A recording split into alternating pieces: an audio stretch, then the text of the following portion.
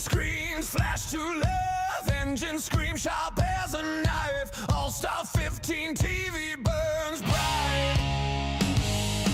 Virtual tracks, real sweat, fingers grip what they can't forget. Rubber burns, pixels collide.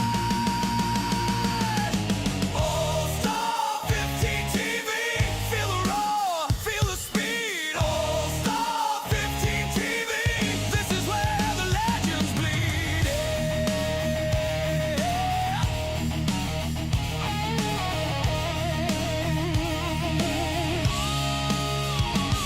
iRacing gods behind the wheel, every corner, every deal, risk it all for the thrill.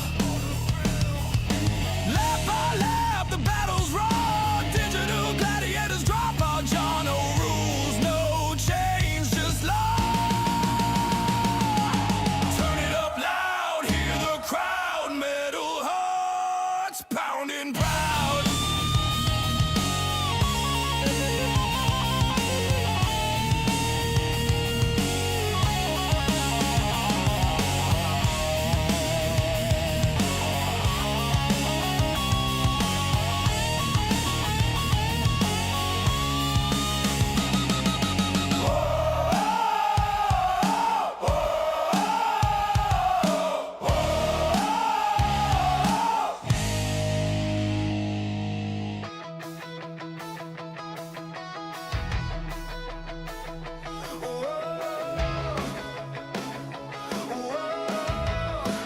Hey! Tune it up, the screen is live, where the engines scream and the drivers thrive. All-Star 15 TV on the line, streaming races like it's prime time. The checkered flag, the roaring crowd. Feel the speed, yeah, feel it loud. From every track to every turn, the rubber burns, the lessons learned. Push the pedal, hit the curve, every move takes all your nerve. All-Star 15 TV, where the thrill is all you see. iRacing dreams on every stream. Feel the rush, feel the gleam. All-Star 15 TV, adrenaline wild and free. Catch the race, catch the chase.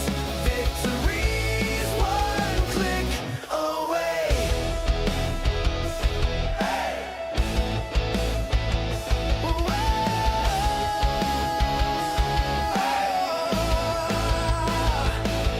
From the oval to the mountain twist, Every car's got a story you can't resist. digital asphalt flying by with a roar so real you touch the sky. All-Star 15 TV, where the thrill is all you see. iRacing dreams on every stream. Feel the rush, feel the gleam. All-Star 15 TV, adrenaline nearly wild and free. Catch the race, catch the chase.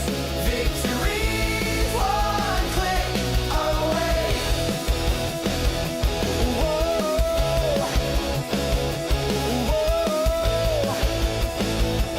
Victory's one click away.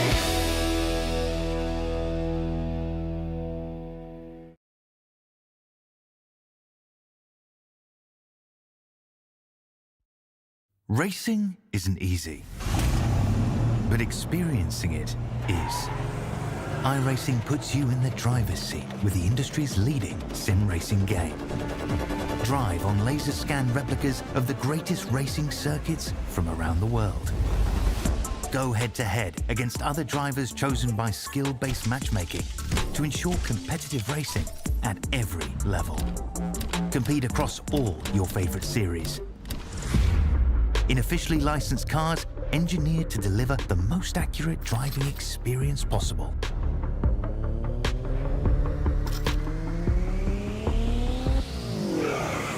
Join a race or host your own with players from across the globe.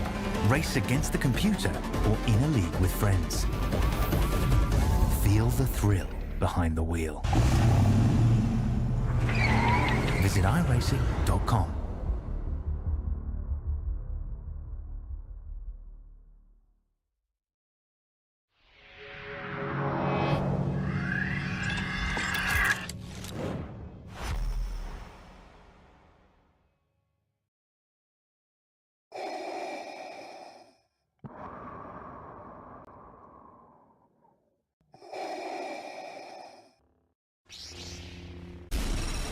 From Mordor to Hogwarts to Gotham, the nerds have come together to create a show for nerds by nerds. Join nerds doing nerd things as they talk about all things nerdy. Stay up to date on the show by liking the Nerds Doing Nerd Things Facebook page.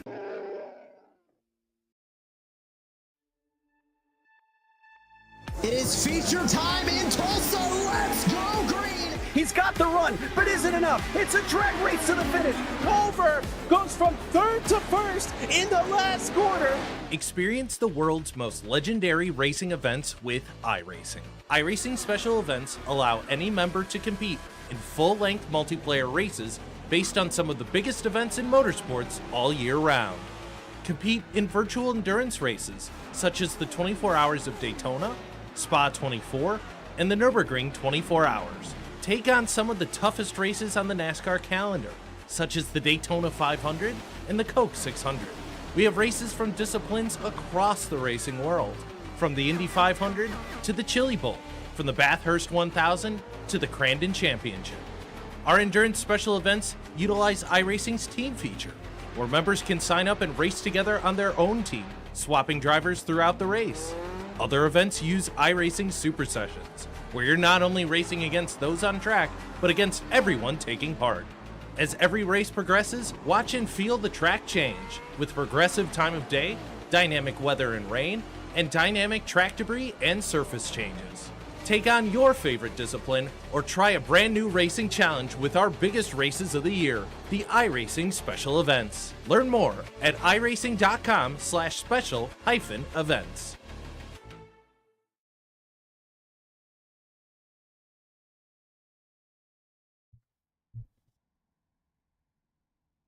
Hello, everybody, and welcome to All Star 15 TV on the broadcast tonight. It is absolute deja vu from this weekend. Welcome to Daytona International Speedway for the High Point Racing Series, the Snowy Series. 4 races over 2 months. Going to have a little bit of back-to-back fun. Last night we were at Spa. Tonight we're at the world's home of racing. I'm joined up in the broadcast booth with the one, the only, Mr. GT3 himself. What's going on, Brandon? Not a whole lot, AJ. How is your night going? My night? Well, I did this. I had podcasting. The nerds, you can check them out in the description. We just did a spoiler review of It Welcome to Derry episode 5. That's been a lot of fun. We finally get to see certain characters for the first time. But we currently have a quick 5-minute warm-up, Brandon, and basically take us through Daytona International Speedway and its road course and the prestige of it. Absolutely. So this track is one of my favorite tracks, whether you're going in person, whether you're racing on it, whether you're watching it on TV. If you've not watched the 24 Hours of Daytona, it is an absolute festival of pure adrenaline. It really kicks off the calendar year for any racing fan that's out there. And the challenges these drivers are going to face, you have cars that are going to be set up either for high speeds, because you've got the high banks of the NASCAR turn 1 and 2, as well as 3 and 4, plus the tri-oval. But at the same time, the highest speed may not always be the winner, because sometimes you need to be able to hold your speed in technical portions of the track, like the kink, which is in the middle of the road course. In the infield, sometimes you got to be able to navigate the bus stop, which now with the update that we have, the bus stop has been reconfigured. As you can see on the screen right now, a driver going through it. The grass is gone. Turtle shells are back. Turtle shells are great, supposedly, but it's been really, really challenging as you learn how to drive this track to be able to navigate that. Have you been on the racetrack since the change? Have you experienced it yet?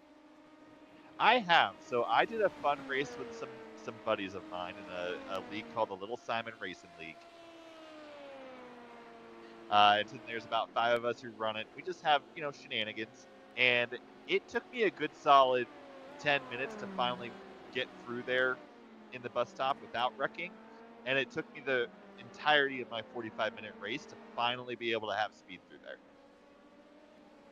Yeah, we saw that this league had about an hour's worth of practice, and that's one of the only spots that I saw drivers really have issues with. There were some drivers, I don't want to say most of them, but I'd say at least a good handful of them that did run the Global Endurance Tour on Saturday, a 24-hour race here on iRacing, in a little bit of a preparation to the real official race.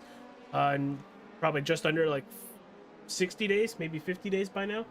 But this is another practice, short little 45-minute race. You're going to see a pit stop that's going to be needed right around halfway. A lot of the drivers last night chose to run the race a little bit backwards. The minute the window opened up to make it to the end, we saw drivers hit pit road, and with Spa last night, that was as easy as just making it to lap 5, and on lap 6 hitting pit road.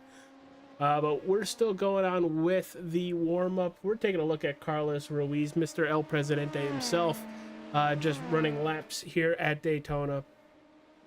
Brandon, I know a lot of these drivers are glad to have Daytona, the road course, on the racing schedule in a lot of leagues, a lot of IMSA leagues.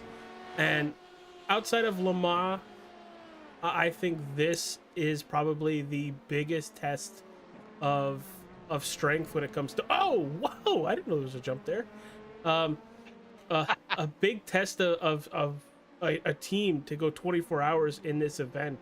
There's only 2 24-hour races on the iRacing calendar, this and Le Mans, so that shows you a little bit of prestige.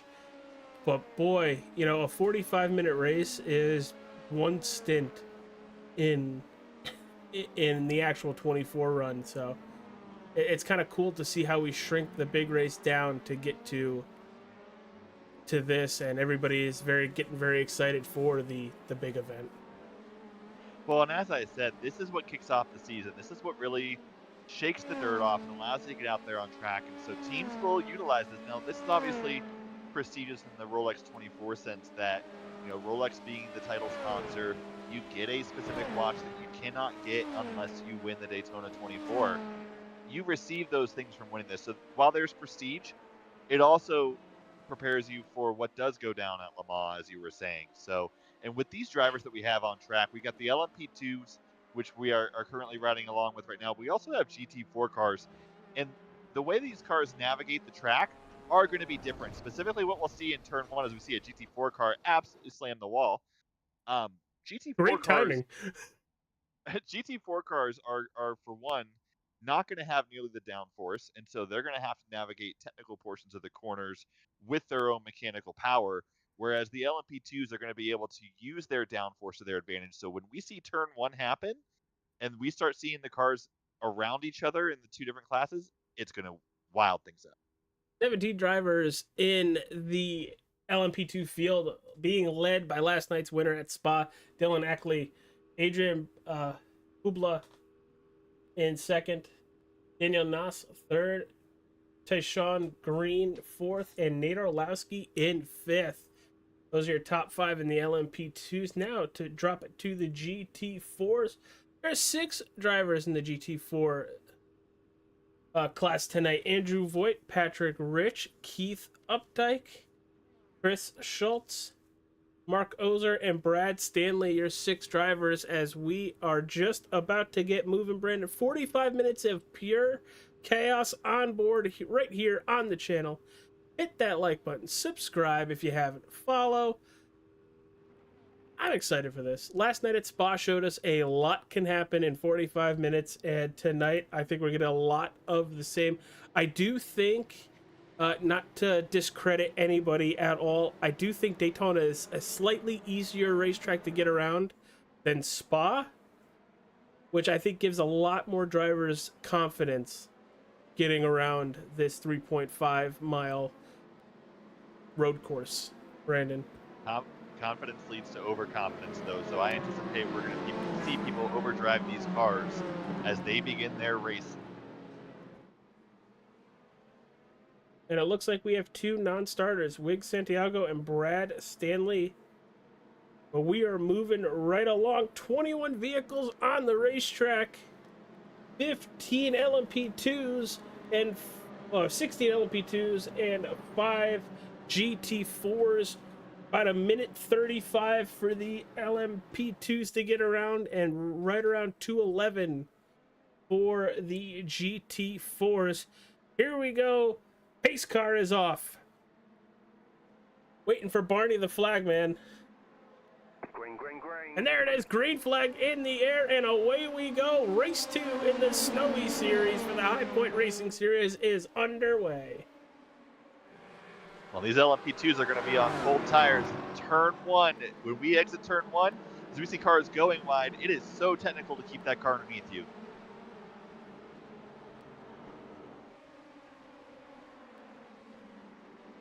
It looks like so far so good.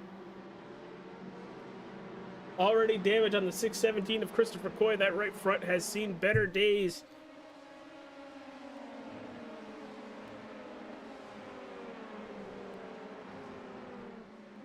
Hey Josh, this is the High Point Racing League. Their actual divisions will start in the new year. This is just a quick 4-race segment. 2 November and 2 at the end of December. How's it going, Joshua, by the way?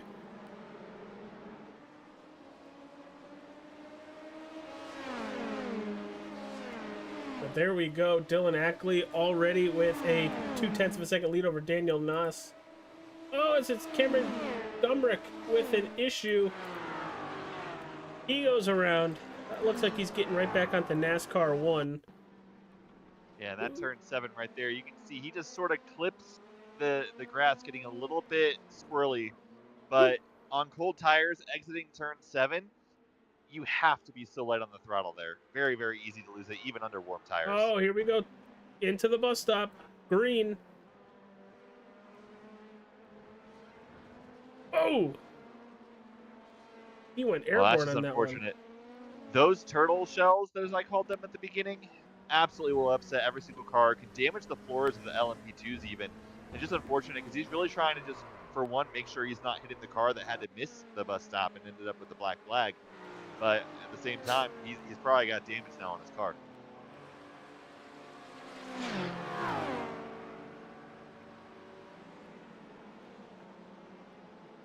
And here we go. We're already starting to see some passes in the G. Thought we did. Oh, never mind. Well, it's not uncommon for cars to get strung out here, specifically to ensure that they are catching a good draft. Just because you're leading doesn't mean you're going to truly win this race. You stay tight enough together, you want to be able to get a draft, potentially be able to prolong your fuel, spend less time on pit road. So if I'm sitting in second place this first half of the race, I'm content to save. You know, Brandon, you put out a really good point there as we're looking at some of the drivers. And what messed me up is some of the LMP2s that are coming through the GT4 field now. That's where I was like, oh, we're already making passes. That's a little early. But Nate Arlowski plus a position. El Presidente plus 2. Daniel Powell plus 4 early on. Kristen Ruiz plus 4 as well. Oh, Chris Schultz in the GT4. Oh, he's having all sorts of issues. Well, I think he already had issues before then. Yeah. I think that there was an issue before that. I gotta find it. See if we can just back it up. Nothing populated, so let's see if we could find something. No, I think that was it. Because he would have had damage by then. So I think he just decided, you know what? I made it through the International Horseshoe, Western Horseshoe. I'm just going to send it.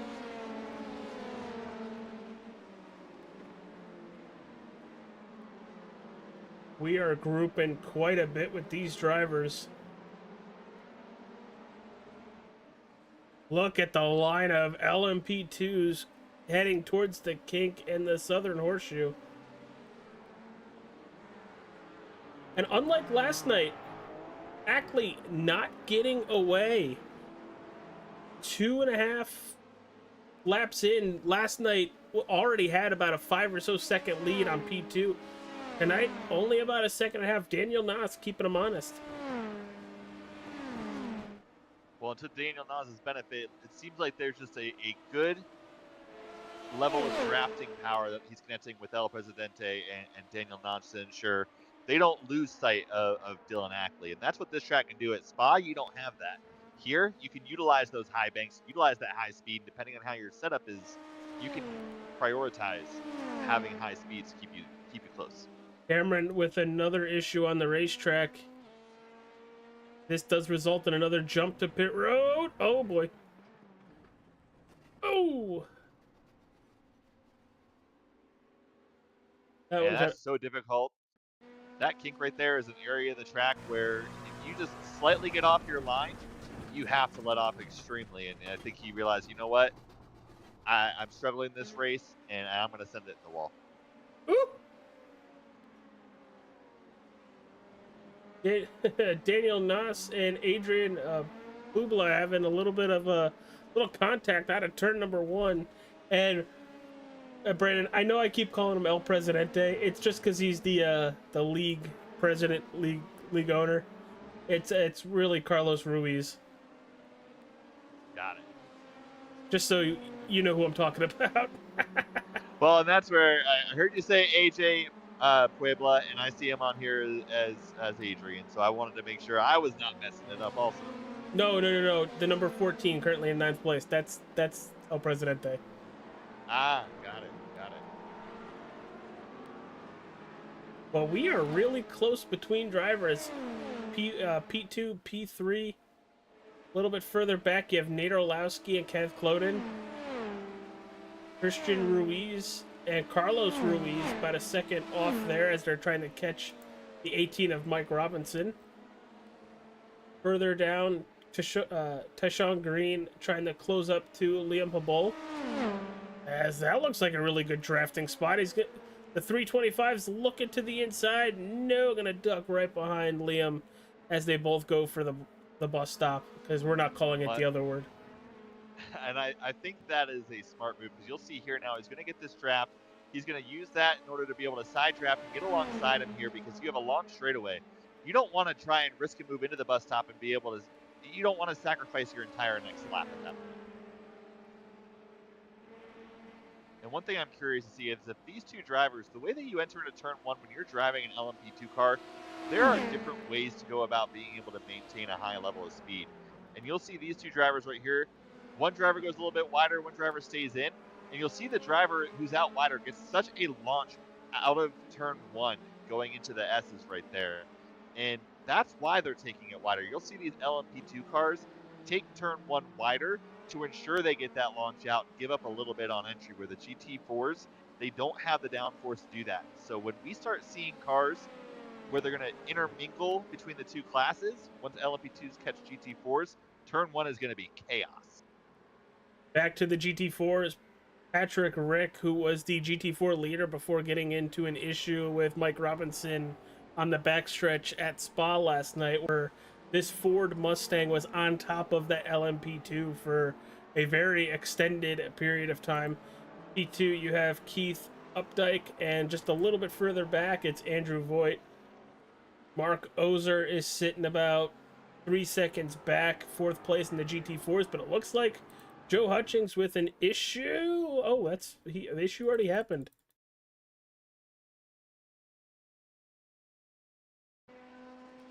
Well, that's where I was saying there's a level of confidence that these drivers have. This track is so simplistic that you push it so hard that sometimes you just break loose, whether you put tires off to the left-hand side. But I think there, he just had a little bit too much acceleration too early out of the corner. I just found out you could actually go through those signs. Cool. Oh, yeah, absolutely. I didn't know you could do that. The amount of debris in a 24-hour race, if you could actually knock those signs and cones into the track, would be insane. Carlos and Robinson battling now. This is for P8. Carlos just made the pass. We'll go back and show you that. Looks like into turn number 1. Carlos is running about a half a second faster per lap, so it's only a matter of time at that point. There's plenty of passing zones here, whether they're going to be tight passing zones or like in turn 1, which generally is a little bit easier of a passing zone. They use the draft coming out of the bus stop and makes the pass coming across the start-finish line. And both drivers able to kind of get through it nice and safely. No issues there. Move Ruiz up a spot into 8th.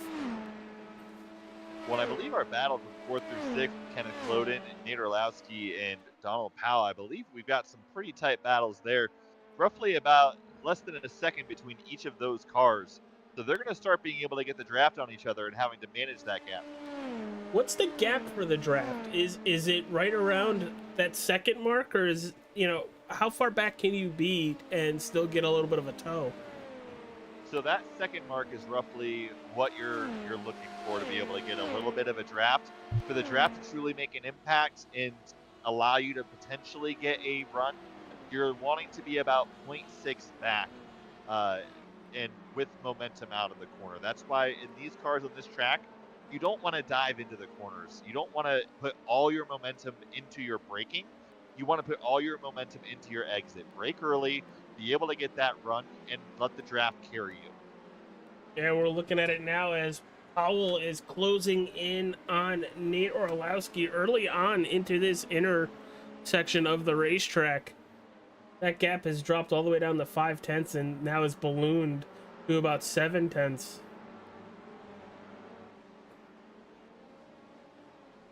Well, you can even see going around this track, and I'm happy at a later portion of this race to do a whole dive through. Oh, you will, don't worry. You know, one of our leaders.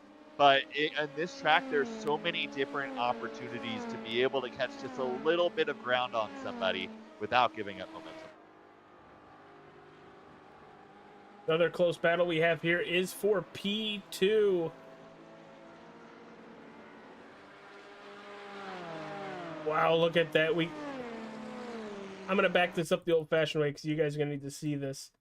Dylan Ackley, your race leader, had almost a 6-second lead on P2 going into the bus stop. And he gets stuck right behind a GT4.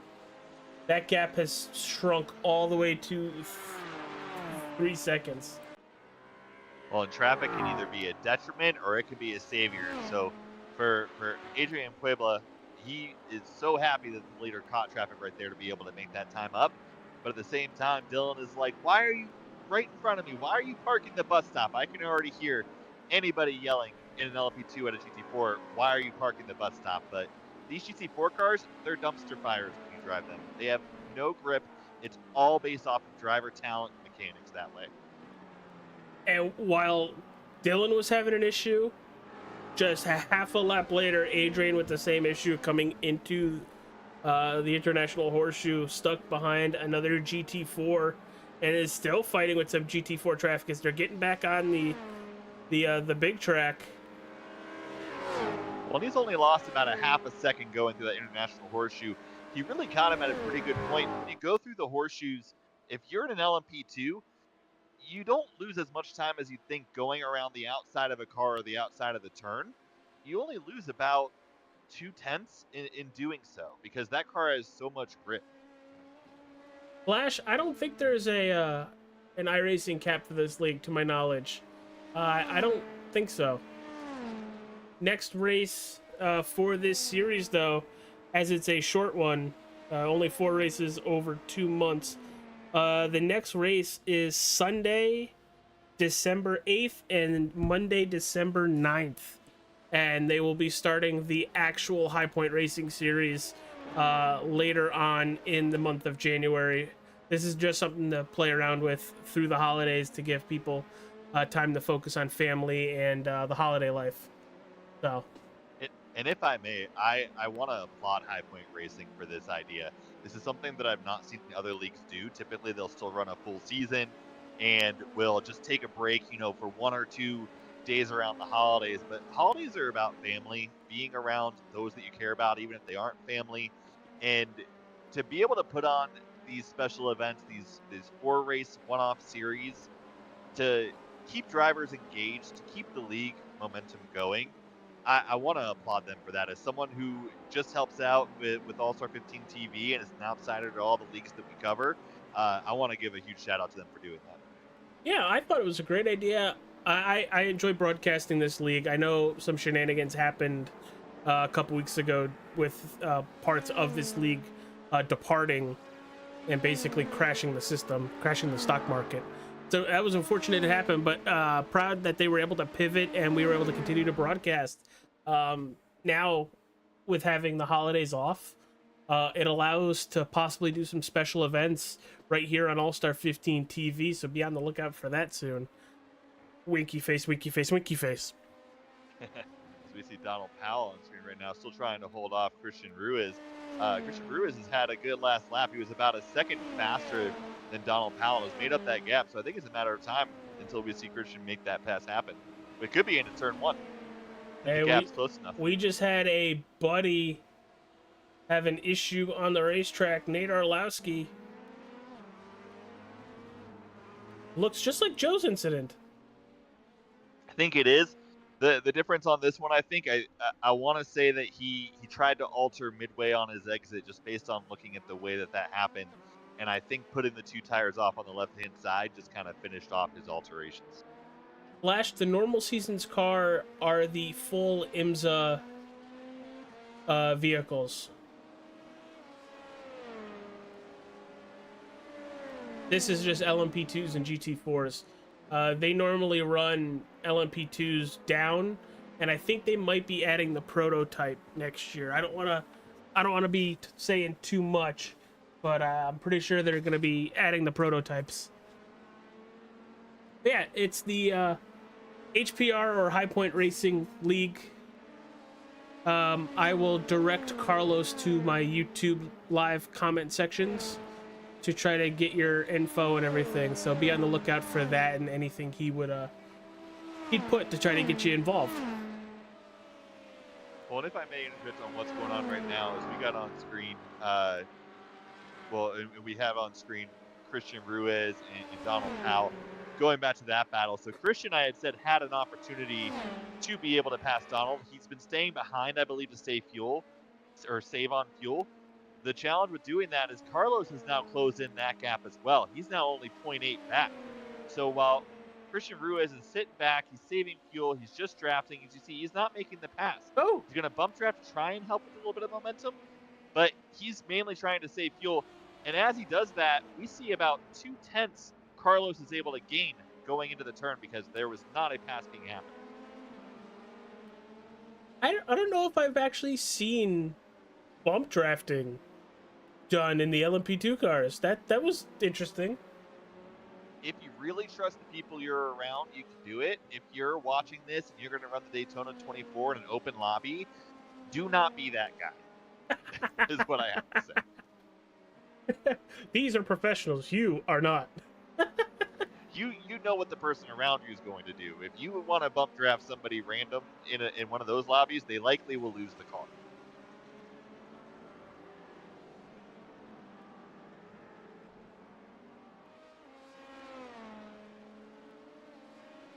As they are all within a second of each other.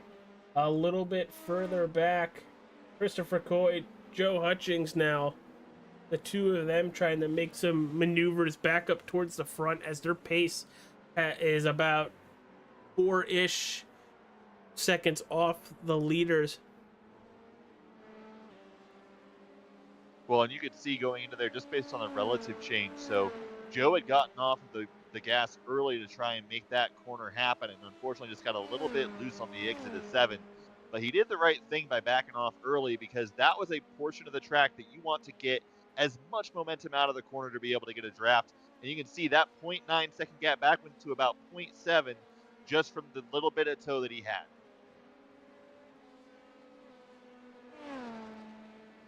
And as you can see on timing and scoring on your screen, the intervals are between the cars and the gap is to the leader.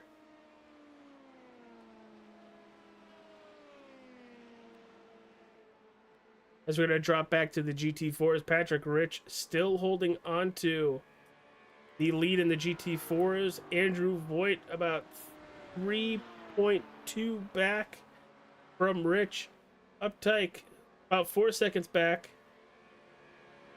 And Mark Ozer sitting about 13, almost 14 seconds back from class leader Patrick Rich, all by himself in that Ford Mustang.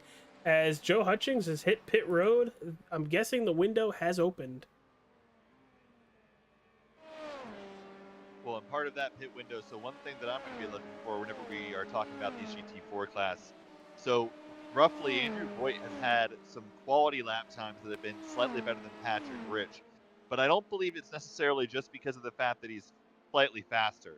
Patrick Rich has had 4 off tracks right now as the leader, and that's where I talked at the beginning about you don't want to have overconfidence. You don't want to push yourself to those limits to where you're getting off tracks, because right now our GT4 leader is sitting with the most off tracks.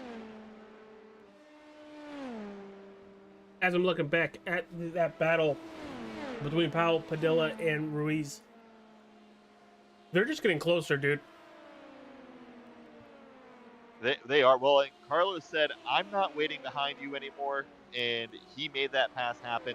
And I don't know that he's going to sit behind Donald Powell and save fuel either. I think he's going to be aggressive. He's going to make the pass happen.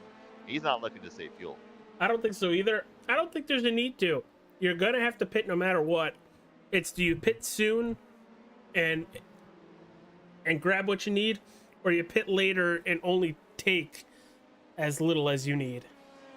But I really think if Carlos really wanted to make that pass going into the horseshoe, he would have taken that Dalton line. And if you've seen on the channel with our special events with Hutchport Phantom Racing, the driver, Dalton Fredericks, takes that extreme outer lane and gets this whole shot going towards horseshoe. You explained it before we went live tonight to help out some of the drivers. When we get back to that area, I'll let you explain it again, Brandon. But I'm kind of surprised we don't have more drivers utilizing that. Well, and it depends on the conditions on the track. And it's not just talking about weather and rubbering in the track. It depends on the cars you're racing around, because that route is so unorthodox that you're going to get drivers dive bombing to your inside when you take it. And so if you're anywhere within, 3/4 as Dylan Ackley has hit pit road, if you're anywhere within 3/10 of a driver, you're risking giving up a position by taking that line. As it looks like these drivers are staying out, we'll do the far chase on Carlos Ruiz. Yeah, and you can see he's taking that far out line. He's going to the right side of that line in order to be able to get a good run and make the apex of the corner further down in turn 1. But you even saw that Christian Ruiz was close enough that he was able to make a slight attempt to the inside. And that's what you do. You leave that door open to where you either have to come back across and wreck yourself, or you're giving up that exit and you're going to be side by side through the S.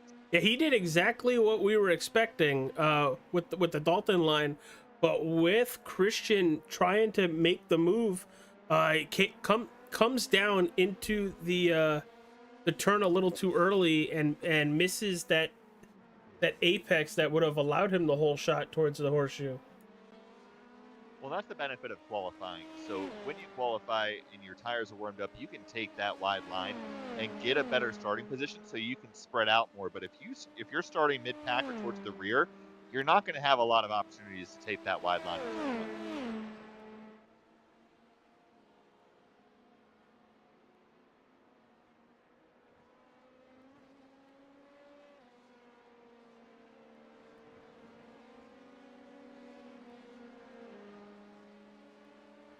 But I will say those drivers, 4th, 5th, and 6th, between Powell, Padilla, and Ruiz, they are under a blanket in terms of Daytona time.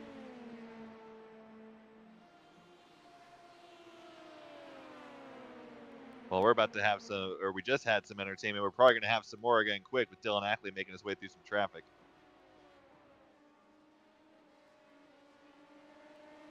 It's also going to help when everybody hits pit road, Brandon.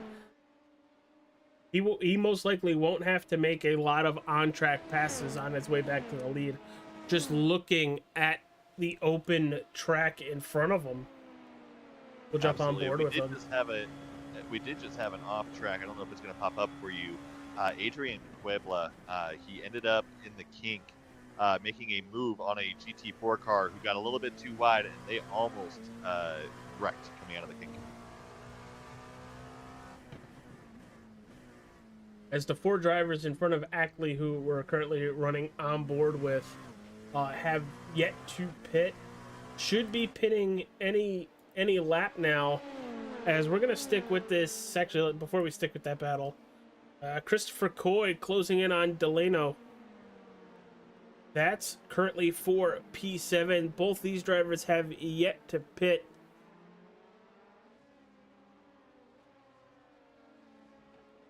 Well, you almost wonder if you're trying to draft in order to gain some time and potentially leapfrog somebody, or if you're trying to wait for the over/under on a certain driver.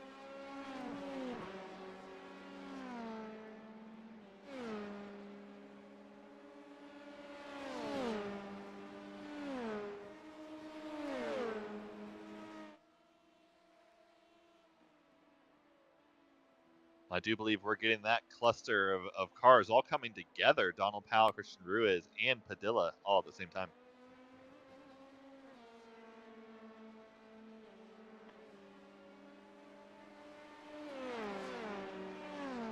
Oh, John Voight!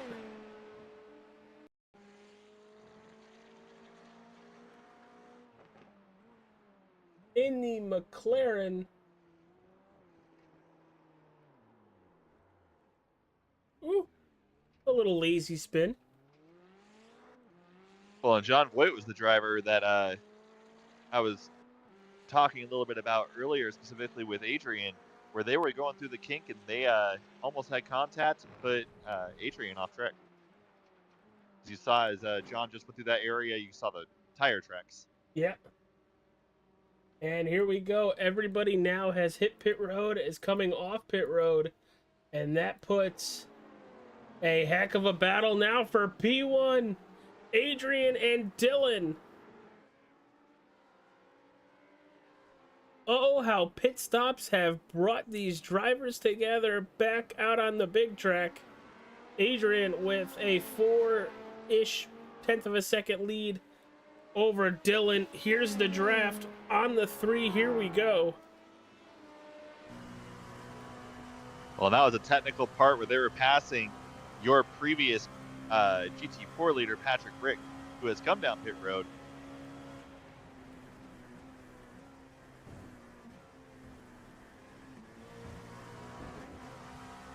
Yeah, you just want to get as good of a run coming out of that bus stop as possible. Get the draft here.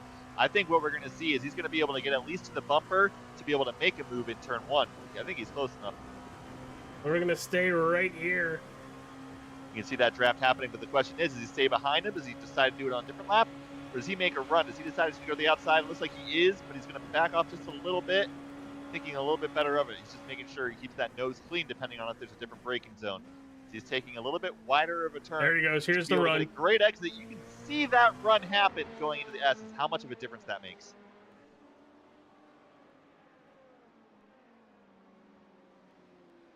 Well, he's going to get that outside again. It's not about how hard you push in. Yeah, he's just taking the apexes. Adrian's just doing what he needs to, and Dylan's got nowhere to go. Well, and he's trying to line it up. He's going to take these wider apexes, and what he's going to do is he's going to line himself up to be able to get as close as possible going into 7, to be able to get a good run and make a move right before the bus stop, unless he makes a move right here. Oh, he's close. He's going to be able to get a good draft. Really close. 0.24, 0.23, 2.2.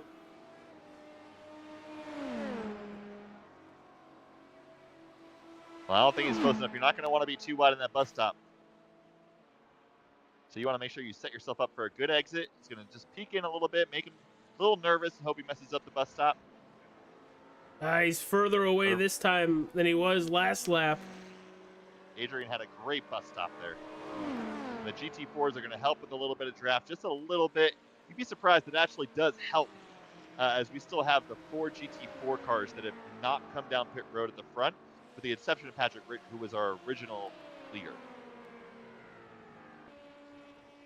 There's the gap from the point of view of the 7. We need to see how wide he gets. I think he picked something up and realized, you know what? I need to go wide there. As you can see now, he has the run exiting the turn. The wider you take turn 1, the more of a run you will get. And it very much helped Brandon with keeping Dylan behind him. There is such a battle for P1 right now. I kind of don't want to look away, but we got to drop back to Kenneth Cloden and Donald Powell. That battle is intensifying, as well as this is for that 4th position. Well, Donald Powell got a little bit squirrely, and that's where with these cars, you don't want to overdrive that entry because you will lose time. He lost about a half a second just from sliding a little bit in the International Horseshoe. He's going to have to make some of that up and not overdrive the car here, as it looks like he's pretty solid, but line himself up to get a good exit at turn 7, which is coming up here. Oh, looks like we have some issues with Christopher Coy and Liam Habal. Are they connected, or this is the 617? Oh boy! Ooh, just a little too much. Oh, does he have a spoiler? He does. No harm, no foul. Woo! And what happened with Liam?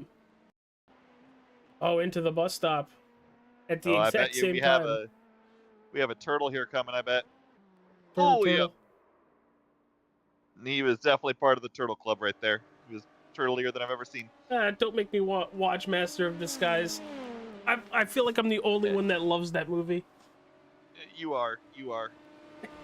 It's so bad, but it's so good. Well, we have Dylan Ackley now is within 0.1 seconds. Now 0.2. Oh, he must have just lost a little bit of time, and it's right there.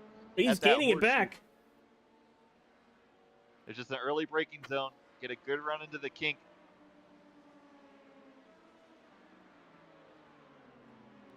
Then take the Western Horseshoe nice and wide. Get yourself a solid central apex and get a good exit. Line yourself up to where you're right with it. Oh, this is going to be bad with the GT4. Oh, use him as a pick, my guy. Use him as a pick.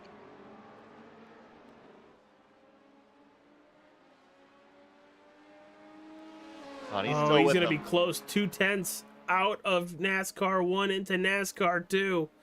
Down the back straightaway at Daytona. Is he going to be able to make the pass? We are under 14 minutes remaining, side by side into the bus stop. He's telling you, that's my pass. I don't know you. He was putting himself all the way down below the yellow line, which for those of you who are NASCAR fans, that double yellow line means nothing in road racing. You can go down there if you are able to make the pass. Just make sure you have the respect to get back on track. And I don't know, a little part of me was expecting that 7 to possibly not let him back up on the racetrack. The difference is, though, he doesn't want to give up that corner either. The best thing to do is get as wide as possible as we see them battling down into turn 1. One's going to take that wide entry, and that's why that wide entry is so dangerous, because he can't cut that corner in, but he's going to at least maintain because he was able to block off that other driver's exit. Andrew Voigt on pit road in the GT4s. Keith Updike, the only GT4 driver yet to pit in that McDonald's Porsche. Well, we will see if the overcut or undercut worked between Andrew Voigt and Patrick Rich, who were the 2 leaders whenever they came down pit road. Oh, Liam with a big issue into turn number 1.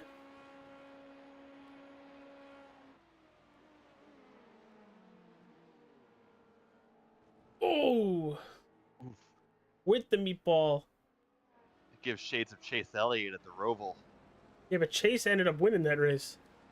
No, he nosed in that race. Yeah, but he still won that race. Oh, no! He nosed in.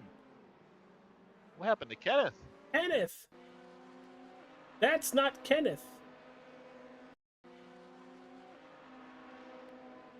That is Kenneth. Trying to get by that. Ooh! The GT4, Oh, massive damage. On I would the like to see that from the 206. other LMP2. What happened here? Well, I think that's from Donald Powell. And let's see if we can get the onboard video. We do have it. Here we go. The struggle getting by the GT4. The pinch from the GT4. And it just messed everybody's braking line up as all three involved in incidents. It did. The LMP2 out front had to slow down to not hit that GT4, and it's just an accordion effect. And this is how important clean air is with all these vehicles. Dylan Ackley, the minute he got by Adrian Publa, it's 2.7 now seconds ahead of P2 and growing 3 seconds. Nope. 2.87. Well, and if I may turn our to the GT4s, so Keith Updike is currently on pit road. Andrew Voigt is taking over the lead right now as we speak, but the overcut, making sure you stay out longer. Patrick Rich was the first one to come down pit road on lap 13. Andrew Voigt came down on lap 17, and Patrick Rich was leading before. Now Andrew has a 4-second lead over Patrick. Yeah, we'll have to wait a lap or two to see how these lap times differ from each other. But great move from Andrew Voigt to hit pit road and not get tempted with coming down pit road early, as it looks like Edward Delano could possibly have had another issue. Yeah, he steps on a little too hard. Hits the gas. We're gonna put. Sorry, go ahead. No, I was just explaining what just happened. Well, now I was gonna put Delano, Joe Hutchings, and Nate Orlowski in the club together right now. Still struggling in that corner. Oh, so you're in 7-2. So we have the Turtle Club. We have the Turn 7 Club. Are we missing a club here? We've only had one wreck in turn 1, so no turn 1 club yet. Well, but I will say, if you've ever been to a Daytona 24-hour race and been in person, highly recommend taking bets and turning it into a game, an adult game, but a game of where will the first caution happen. Also great for at-home parties. Yes, absolutely. As I think we've had that game happen in the Discord watching the Daytona 24. But we got to pay some bills. We're going to go side by side so you guys don't miss a thing. Check out all our sponsors in the description below. Glad to have you all here. Hit that like button. We will be right back.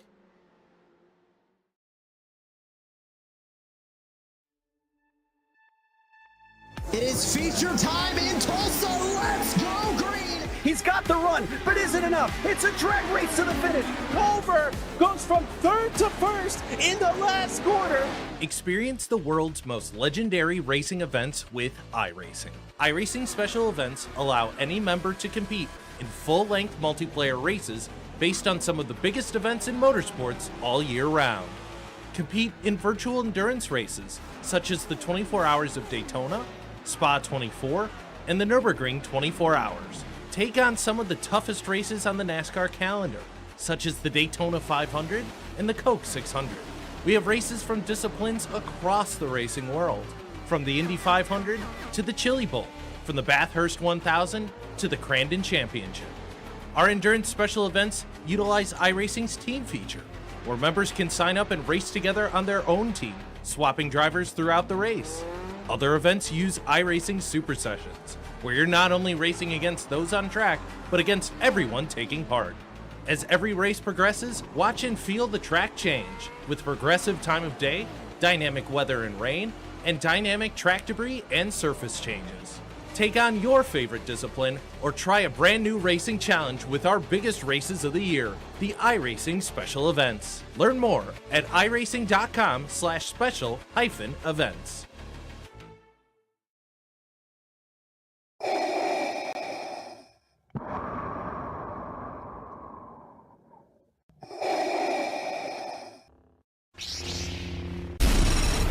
From Mordor to Hogwarts to Gotham, the nerds have come together to create a show for nerds by nerds.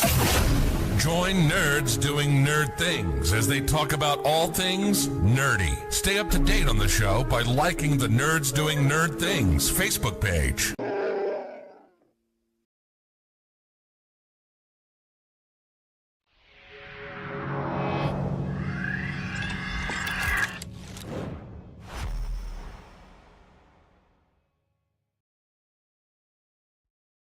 Racing isn't easy, but experiencing it is.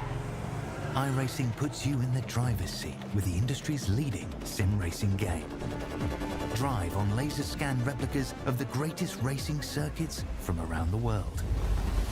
Go head to head against other drivers chosen by skill-based matchmaking to ensure competitive racing at every level. Compete across all your favorite series. In officially licensed cars, engineered to deliver the most accurate driving experience possible.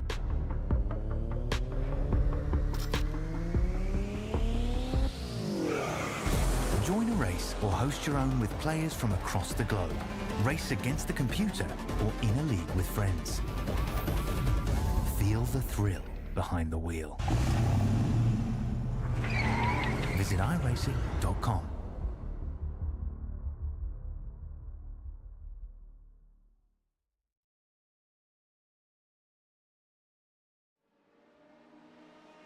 And we are back, everybody. Thank you for sticking with us. Hit that like button, subscribe.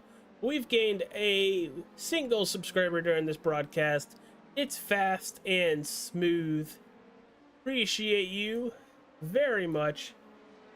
But we have some battles on the racetrack. Nate Orlowski, Mike Robinson, two teammates on the track. Currently, Nate Orlowski sitting P7.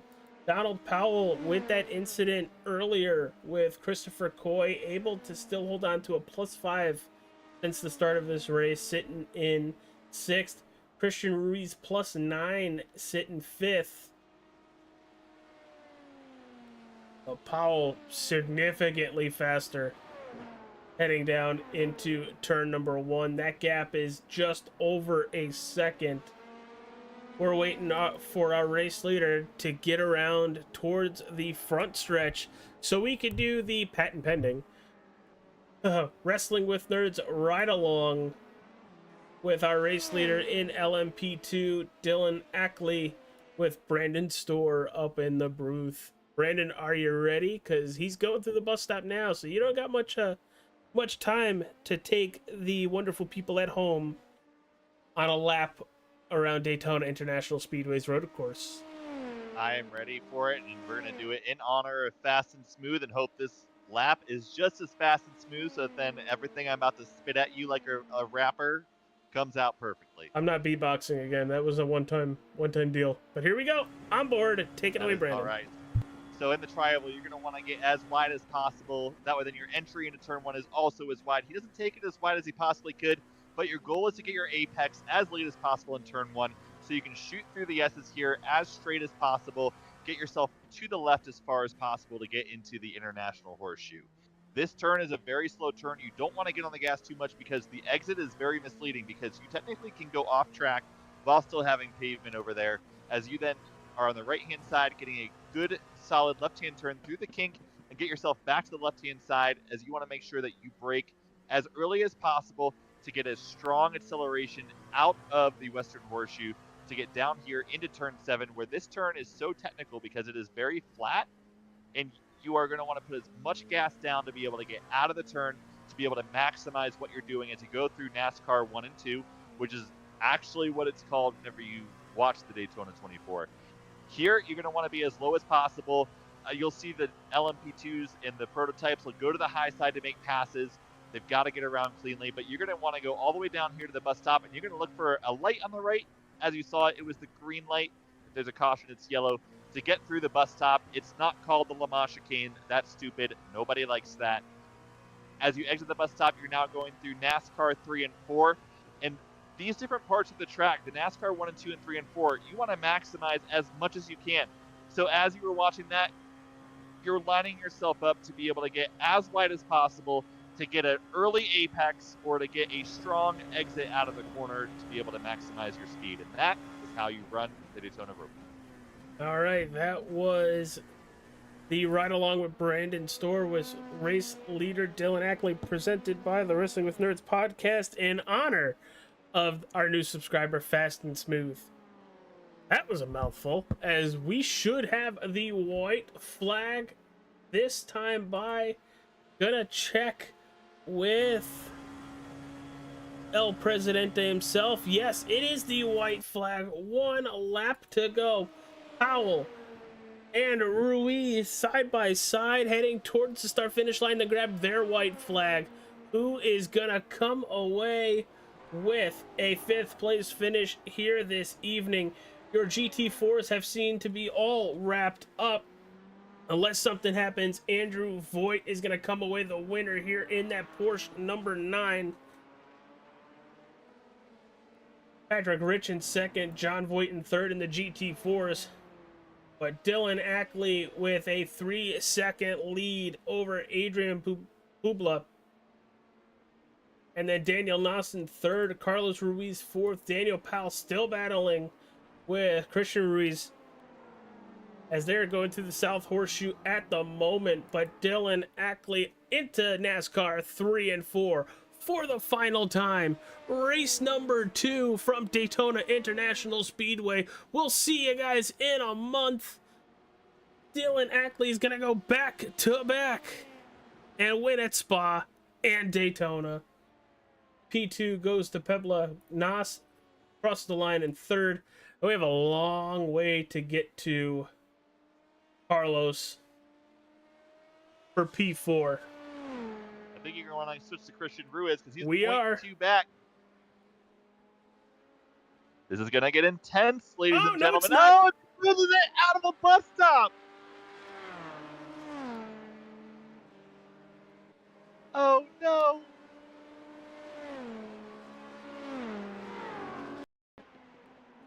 Oh, what a move, though. He was lining that up. He wanted to make sure he was as close as possible. Just a little bit too much acceleration, a slight tap of those turtle shells, and away it goes. Wow. And there's your GT4 leader right there and winner, burning it down in NASCAR 1.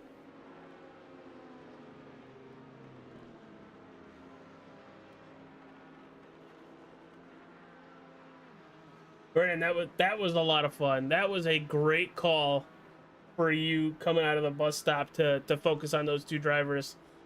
And it's got to be heart-wrenching for Christian.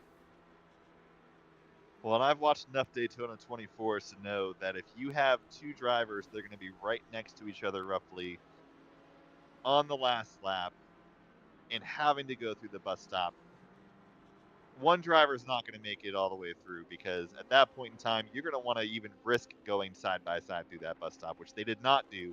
He was lining up that exit, but that's the challenge. Sometimes you get too confident. You push that car a little bit too much to get that extra, and that's where this track bites you. Unfortunately, it did bite him tonight. We are waiting on our P1 finishers in the LMP2 and GT4s if they would like interviews. We'll just chill here for a while. But Brandon, what a great race, dude. A truly great race, and I think it gave a good example to anybody who's considering racing in the Daytona 24 or anybody who enjoys watching road racing. This is the epitome of what it means to run at Daytona. It was a great strategy call for many drivers, which we had in the GT4s, having the over-under with the leader taking the under by about 5 laps and unfortunately not coming out on top. We were able to see the difference in lines and what that means as these drivers are running through. So we got to see it all for the most part. We got to see the drafting and how that plays an impact in not only fuel saving, but also making runs. And we also got to see how putting it on the edge sometimes does not work out. So if you want to see all that and you want to see it across 24 hours straight, that's the Daytona 24. And once again, we will be broadcasting that right here on the channel for Hutch Sport Phantom Racing. So if you want to tune in and watch, we'll have that right for you on our YouTubes. But we have our GT4 winner, Andrew Voigt, with a great race.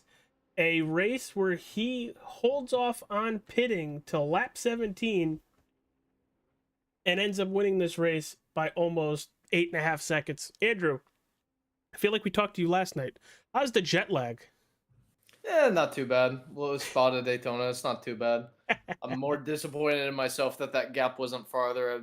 P1 in practice, P1 quali, and finished P1, but I would have liked to seen that gap be a lot bigger. All my errors were self-made errors, and that just cost me. But I was putting rubber to road there for a while and made up a lot of time. But I would have liked to see that gap be a little bit higher. Pit strategy was also a great call on the. I was looking at the fuel and then also where the traffic and was coming out, and decided to wait and have less fuel in the car, go a little bit faster, and then ultimately that one was the right call too. Yeah, absolutely, dude. You said rubber to track. I'll say boot to asses. The whole race. You finished first in all 3 practice, qualifying, and the race. Now you have a month off before we head to Fuji. What are you gonna, outside of spend the holidays with your family, which hopefully you enjoy? I know some people it gets a little hectic, but gonna do any practicing for Fuji, or are you gonna do some Daytona 24 practicing if you plan on running this year on iRacing? Probably more Daytona 24. We're gonna practice Fuji a little bit, find the setup, find the car that we liked. Team could find the budget for that Porsche tonight and paid off. That was definitely a better feeling car, especially under testing. The Mustang just didn't feel right on this track. It had a lot of straight line speed, but cornering was a bit of a question. But ultimately, gonna take the Grand Slam from tonight, and then we'll wait for Fuji, see what happens.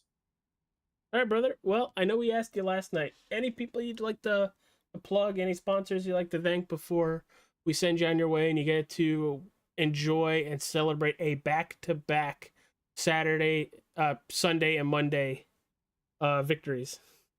Shout out to all my teammates there at Deepwater Racing. I know there were some racers who couldn't be here tonight from the team, but I know they were spending some time watching the broadcast. Shout out to Okano Motorsports for also helping out DWR with some personnel setups, and then also just overall they've been doing a lot for the team as well. And then also shout out High Point Racing. Used to race for them for their endurance for a while, and always enjoyed their league races. If you think this one's fun, check out some of the other ones. The GT3 and IMSA have always been fun, and we've done other series like IndyCar in the past, so just keep an eye out for those. All right, brother. Well, thanks for coming and chat with us. Congratulations on the back-to-back wins, and we'll see you in a month. And good luck with the practice of the Daytona 24, because that's kind of where we're going to be heading for the next couple weeks as well. Yep. Thanks, guys. All right. That would be Andrew Voigt, everybody. Brandon, take her home. Well, as even Voigt said it, if you love watching this series, if you love watching Daytona, obviously that's going to be the focus going forward is Daytona. But if you love any part of road racing, come check out this league. It's an incredible thing to watch, and tonight was no exception. Great racing all around. Yeah, absolutely. It was great racing all around. I look forward to seeing this league back on track, not just with the Sunday and Monday stuff, but to actually have them back up and running during the week, because I really enjoy these IMSA races. As you guys know, my background is NASCAR racing. That's where I started broadcasting, but there seems to be more parity in these IMSA style racing, and for me it makes it more fun. Brandon, you have a lot to do with that. But if people are still here, like Flash and Josh, I'm about to drop the Discord link in the YouTube chat. So if you guys give me a second, you guys will have that. That way, if you guys need to, you can come back to it after the live processes. It'll probably be around tomorrow morning where you could view the live chat. Just go to the end of the video, and you'll see it. Well, and if I may jump in here real quick, we were talking about parity on track and how you really don't fully know what's going to happen because so much can happen, and that's just the nature of road racing. Well, in the United States this week, we have Thanksgiving coming up, and that table is full of a lot of parity, a lot of different things that you can eat. AJ, my question to you: what is the number one side dish before we close out? The side dish, spinach casserole. That's the best part. That's your favorite? My wife is an amazing cook.